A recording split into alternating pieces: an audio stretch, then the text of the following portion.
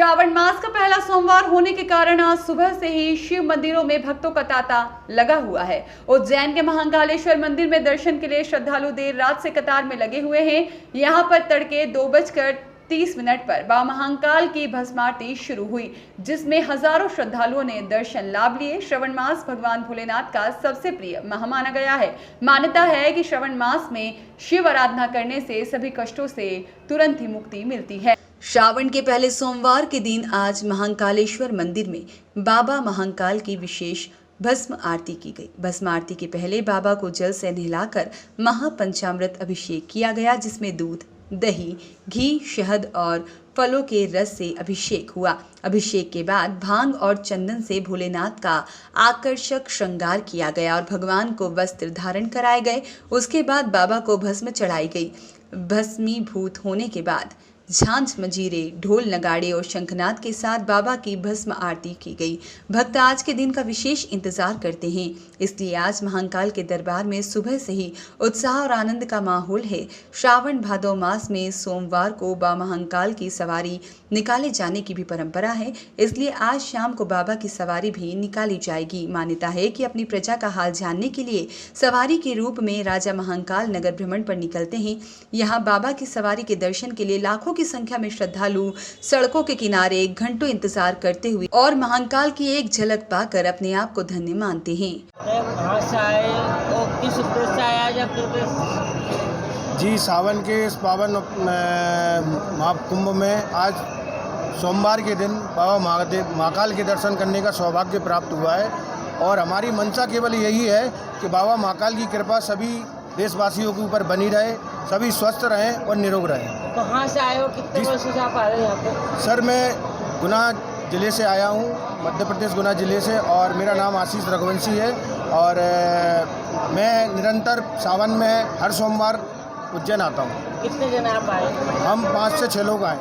कितने मिनट में आपको दर्शन होगा, किस प्रकार आपने दर्शन? हमको लगभग 40 से 45 मिनट में दर्शन हुए और दर्शन इतने अच्छे से हुए कि जो मन की तमन्ना थी वो सारी पूरी हो गई। आए हो, किस प्रकार दर्शन हुआ आपको, कितने देर में दर्शन? हम राजस्थान से हैं। दर्शन बहुत अच्छे से हुए, बहुत जल्दी भी हुए, ज़्यादा टाइम भी नहीं लगा, बहुत अच्छे दर्शन हुए। क्या विशेषता आज के दिन की? आज सोमवार भी है और अष्टमी भी है, महादेव और पार्वती जी का मिलन है, बहुत विशेष दिन है आज तो। कितनी देर में आपको दर्शन होगा? हो गए आधे घंटे में आराम से। कहाँ से आप आए? हम कॉरिडोर से। आपका नाम? जमुना सोनी, कहाँ? राजस्थान, नागौर।